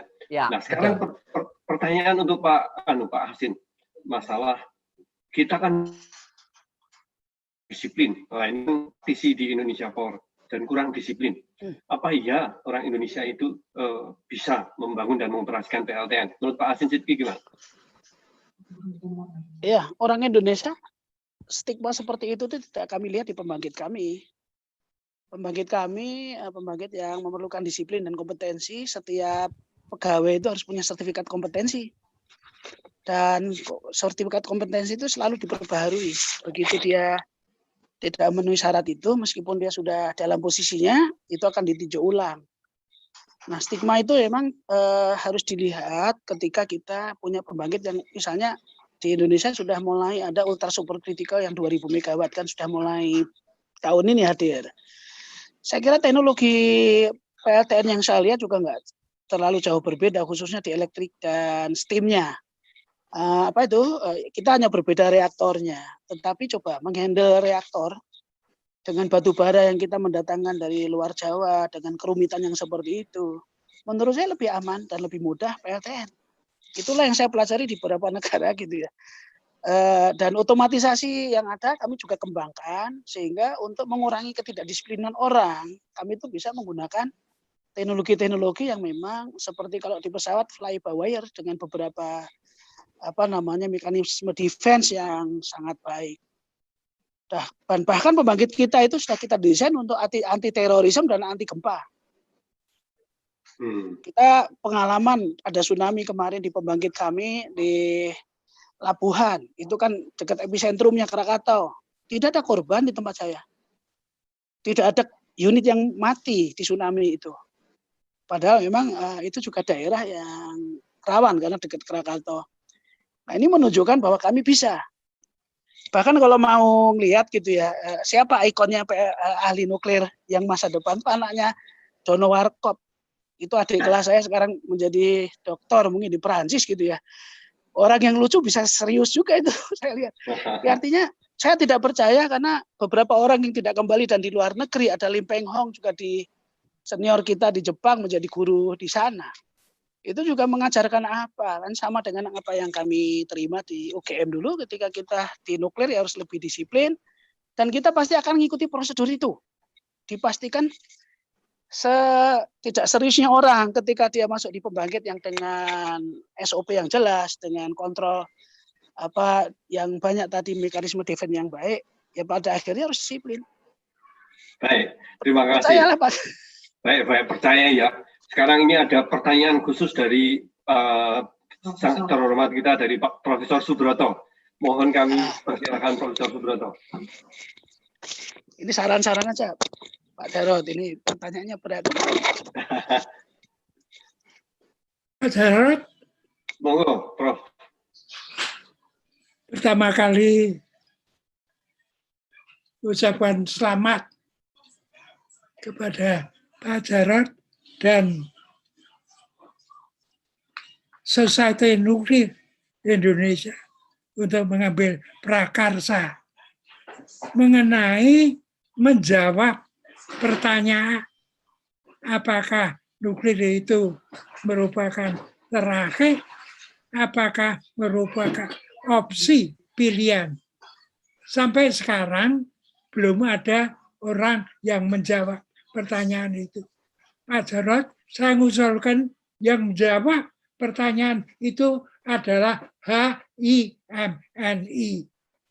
Yaitu menurut pemikiran kita tidak akan mungkin kalau fossil fuel yang sudah terang kurang pengaruh banyak yang jelek atau EBT itu secara seluruhnya bisa menyediakan energi untuk pembangunan Indonesia. Jadi itu adalah satu kenyataan. Oleh karena itu, kalau belum ada yang menjawab ada society kita nuklir, yaitu nuklir adalah satu opsi. Pak Rudi, saya kira yang penting kalau sudah itu kita jawab, pertanyaan what next? Dengan sekarang masih banyaknya beredar bahwa nuklir itu adalah terakhir. Masyarakat Indonesia banyak yang tidak mengenal dan mengetahui, belum lagi mencintai. Oleh karena itu, tugas pertama sekarang adalah society kita ini yang mulai memperkenalkan energi. Pepatah Indonesia, witing tresno jalaran saka kulino. Kalau kita tidak menjelaskan ini kepada masyarakat, yang masyarakat tidak ada perhatiannya. Itu satu yang langka. Tadi Pak Aksen tepat sekali membuat satu roadmap akan tercapai pelaksanaannya daripada PLTN. Menurut saya, yang paling penting sekarang adalah SDM-nya. SDM-nya kita siapkan. Tadi disebutkan yang jadi anggota dari society kita itu berapa. Dan yang bisa dipersiapkan untuk nanti yang akan manage nuklir power plant di Indonesia. Jadi Pak Jarod, saya nyarankan sesudahnya sesi ini yang sangat memberi penerangan, society mesti harus mengambil langkah-langkah selanjutnya untuk lebih banyak, lebih lagi memperkenalkan peranan nuklir itu. Sampai sekarang itu perasaannya masih ada fear, takut Fukushima, Chernobyl, Trimas, Aren, itu masih takut. Yang kedua, senantiasa cost-nya itu berapa untuk mendirikan listrik melalui nuklir. Itu supaya dijelaskan lebih lanjut. Dan yang ketiga, tidak kalah pentingnya. Kalau kita mau mendirikan SMR saja, seperti yang dilakukan sudah di Cina, itu saja sudah $2 billion untuk 60 megawatt ya dari power plant-nya. Jadi caranya kita mencari financing bagaimana? Pak Jarod, saya nyarakan ofensif mulai harus diambil oleh society. Dan dalam itu kami menawarkan kalau bisa Bimasena Energi ini adalah teman baiknya daripada society untuk melancarkan. Dan sebetulnya banyak sekali lembaga-lembaga yang bergerak di dalam energi yang perlu ada suatu konsensus. Jadi tidak hanya ke Bimasena, ke IIEE, Indonesian Institute of Energy Economics, ke INALOM, MMI kita ajak, ke IESR kita ajak, sehingga lalu terjadi suatu common knowledge beranak dari nuklir untuk memenuhi kebutuhan energi. Jadi sekali lagi perlu barangkali penjelasan, pengenalan, pencerdasan seperti yang diberikan Pak Rudi dan Pak Aksin. Itu penting sekali. Demikian saran-saran yang ada. Ya, terima kasih Pak Broto. Ini menyemangati kami di HIMNI, di Himpunan Masyarakat Nuklir Indonesia atau Indonesia Nuclear Society. Moga-moga ini menjadi poin-poin penting bagi kami di HIMNI. Kebetulan ini kan ada Pak Ketuanya di sini, ada Dewan Pendirinya Pak Markus Wauran juga hadir, mendengarkan bahwa kita perlu jejaring yang lebih banyak lagi. Ini menjadi catatan penting bagi kita kebetulan karena tokoh energi kita hadir, Profesor Subroto. Mungkin kalau Pak Rudi ada tanggapan atau statement? Sedikit saja. Saya terkesan dengan Pak Broto tadi, bahwa tadi ada 7 pertanyaan sebetulnya sudah terjawab, bahwa kita shifting dari uranium menjadi thorium sehingga kita menjadi lebih aman, lebih ini dan sebagainya. Saya kira nanti teman-teman dari HIMNI itu yang akan meneruskan. Tapi satu poin yang saya tangkap dari Profesor Subroto adalah sebuah pernyataan yang juga disampaikan oleh Jenderal MacArthur, yaitu the best defensive is offensive. Nah, ini teman-teman nuklir itu udah terlalu lama defensif gitu loh. Sekarang saatnya sudah offensive gitu. Offensive sudah saatnya. Saya sampaikan terima kasih ke Pak Broto untuk menyemangati agar teman-teman di nuklir sudah mulai offensive. Tetapi jalannya nomor 1 tadi adalah bagaimana memasyarakatkan informasi yang positif kepada masyarakat mengenai baiknya munculnya nuklir, baik dari sisi energi, baik dari sisi harga, baik dari sisi ilmu pengetahuan yang akan punya turunan-turunan teknologi lain untuk kesehatan, untuk hal-hal lain dan sebagainya. Kalau itu sampai kepada masyarakat dan itu sebagai bagian daripada ukuran kemajuan sebuah bangsa, maka saya kira masyarakat juga tidak akan deny. Walaupun memang di antara kelompok-kelompok tertentu yang non-government organization masih akan menggodok-godok, tetapi kalau kita makin masif kepada masyarakat yang lebih luas, saya kira insya Allah akan makin bagus. Saya semangat, saya turut menyemangati teman-teman dari HIMNI. Semoga apa yang disampaikan oleh Pak Broto dan oleh kita semua ini memberi manfaat ke depan. Selamat bertugas Pak Asin, karena senjatanya ada di Pak Asin, karena keputusannya ada di Pak Asin. Oleh karena itu tangan ada di Pak Asin sebetulnya. Terima kasih, silakan. Terima kasih Pak Rudi. Pak Asin mau ada sepatah 2 kata, silakan. Ya, saya sangat semangat karena emang sekolah saya, dedikasi saya sekarang ini karya puncak kita ya PLTN itu. kami sudah menguasai semua jenis pembangkit sekarang. Dan saya kira prinsip-prinsip konservasi energi, apalagi sekarang ini pemerintah mau memandirikan energi karena bahan bakar kan sudah ada di Indonesia. Terus teman-teman ini saya lihat di banyak memberi masukan kepada kita, banyak itu yang menjadi partnernya kami. Ya mari kita bersinergi. Selain HIMNI, saya kira perlu perguruan tinggi, saya kira kemudian semua pihak. Atau kita memang tidak pernah punya sama sekali kesempatan, dan kita akan sangat tergantung dengan energi dari luar. Ini sangat sedih bagi saya. Saya kira gitu, karena Pak Subroto sudah memberikan fatwanya, kita harus bergerak. Makanya kami siap memiliki yang pertama.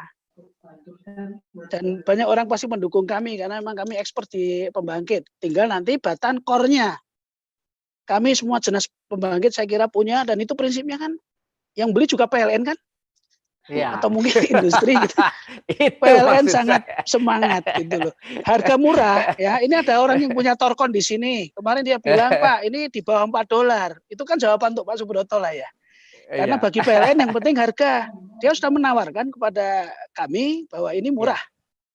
Kalau yang plutonium atau thorium lebih murah, yang lainnya seperti uranium lebih mahal. Nah, ini pilihan ada di Batan. Saya juga berharap Badan sebagai satu-satunya lembaga yang pemerintah percaya, ini harus bisa diharapkan lebih bisa progresif.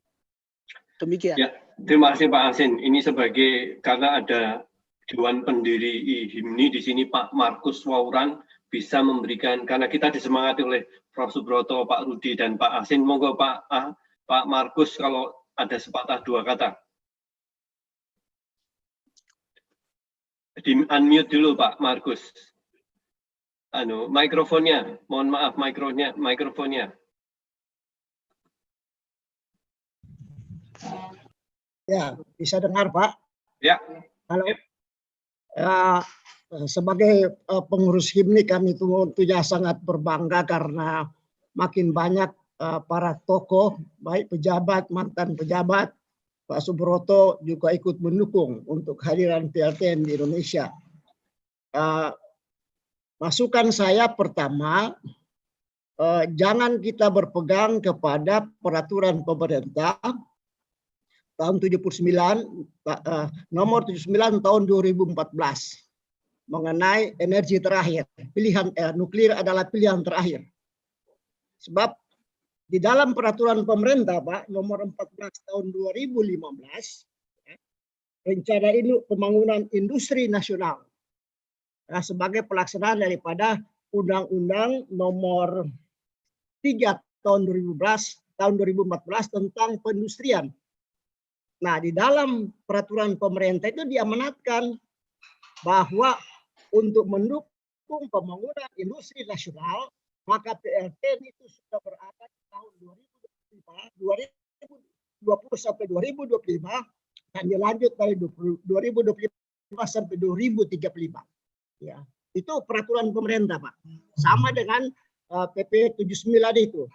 Tapi kalau kita sebenarnya mau ada Undang-Undang nomor 17 tahun 2007 ya mengenai perencanaan pembangunan nasional jangka panjang 2005 sampai dengan 2025. Waktu itu masih Pak SBY ya. Nah, di situ dikatakan bahwa PLTN harus beroperasi di Indonesia selama-lamanya tahun 2019. Tapi karena ada masalah Fukushima, nah itu dipolitisir macam-macam, timbul PP nomor 79 itu.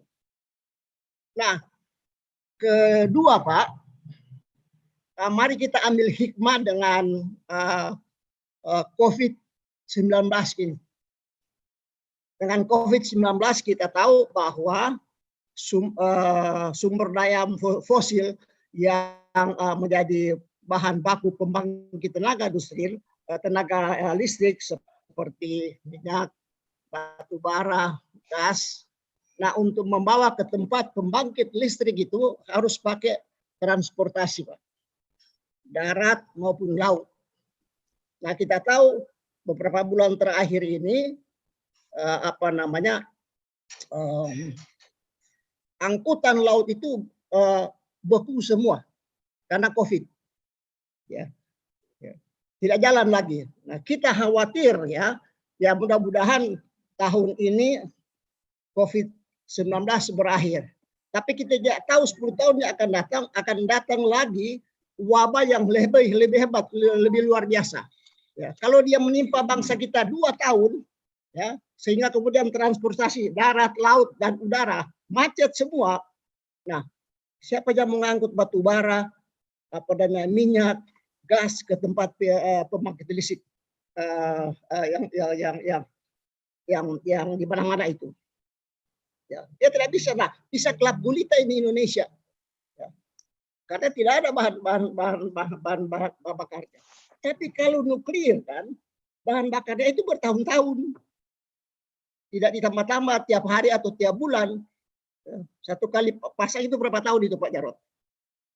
Dan kalau mau diganti bahan bakunya sudah ada di situ, bahan bakarnya sudah ada di tempat, tidak mau lagi ditransport dari mana itu. Apalagi kalau kita bangun Kalbar, di sana ada sumber uranium, Bangka Belitung di sana ada thorium.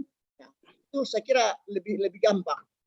Karena itu dengan COVID ini ada hikmah bagi kita, ya, khususnya hikmah bagi PLTN. Jangan ditunda-tunda lagi, ya. Buat besok-besok kalau datang virus yang lebih hebat, lebih luar biasa, hanya PLTN yang bisa membuat terang Indonesia ini. Yang lainnya itu bisa mati. Ya. Terima kasih Pak, itu aja. Terima kasih Pak Markus. Ini ada pertanyaan terakhir yang biasanya menjadi tantangan dari kelompok anti nuklir. PLTN itu kan mahal. Berapa kali harga dibanding pembangkit batu bara? Mungkin Pak Rudi maupun Pak Asin bisa menjawab pertanyaan ini. Tadi sudah dijawab mendesak. Dari sisi banyak safety, budaya keselamatan kita tidak jadi masalah. Ekonominya bagaimana?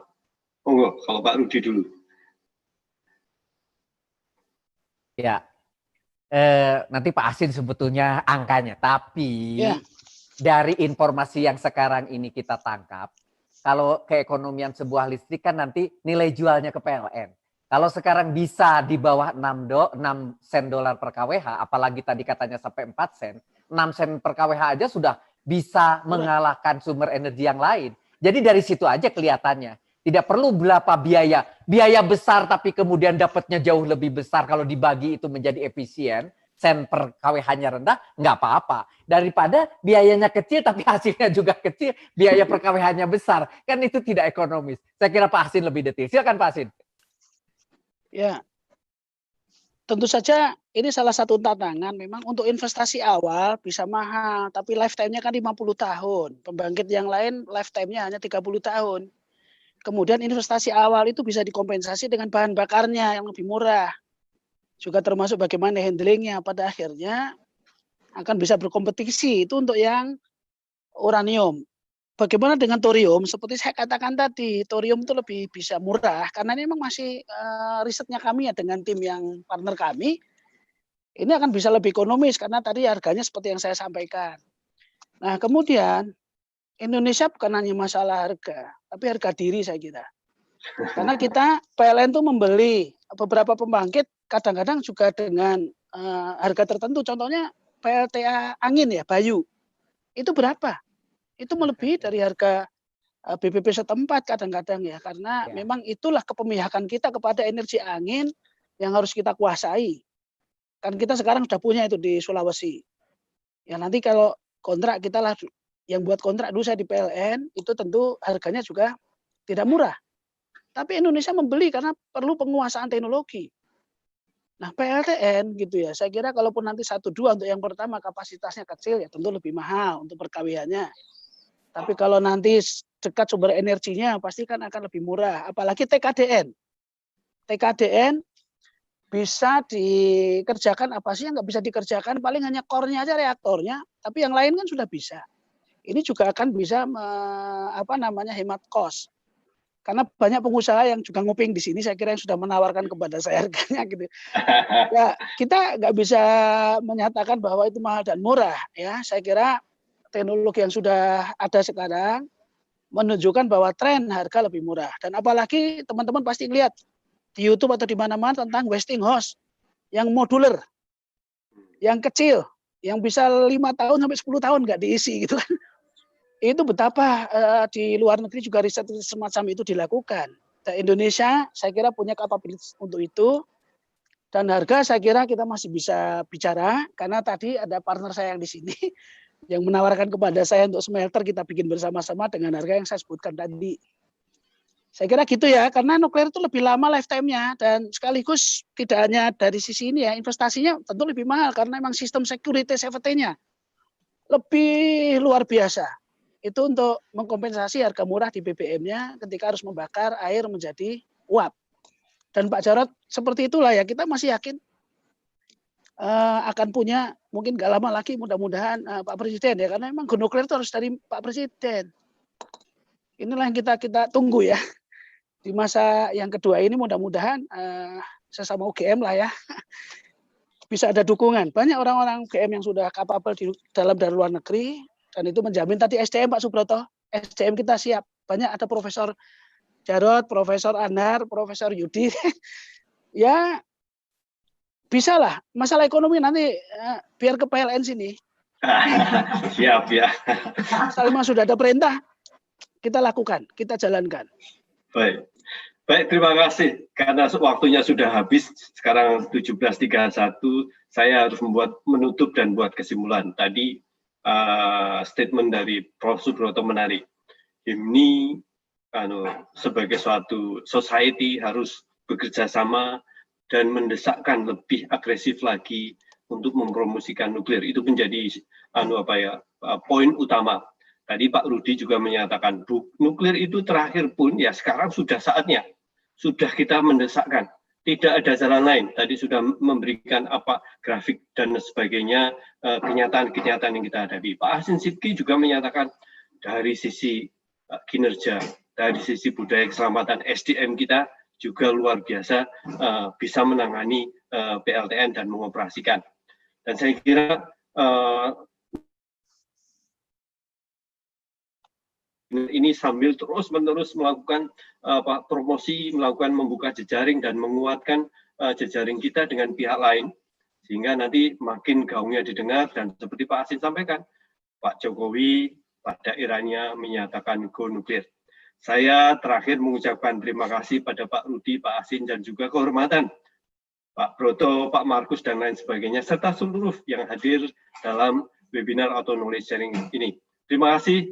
Wabillahi taufiq wal hidayah. Assalamualaikum warahmatullahi wabarakatuh. Waalaikumsalam warahmatullahi wabarakatuh. Alhamdulillah. Terima kasih Pak Rudi, Pak Subroto, dan semua teman-teman. Terima kasih Pak Hasin. Luar biasa. Terima kasih. Sampai ketemu Pak Hasin. Sampai ketemu lagi. Semuanya. Kalau bisa nanti mohon jadi ikut himni. Oh iya. Siap. Ya, nanti kita juga ada perempuan nuklir untuk mengadakan webinarnya. Jadi cerita tentang kesiapan di Kalimantan. Moga-moga Bapak Ibu mau mendengar dan berpartisipasi. Terima kasih. Assalamualaikum warahmatullahi wabarakatuh. Waalaikumsalam.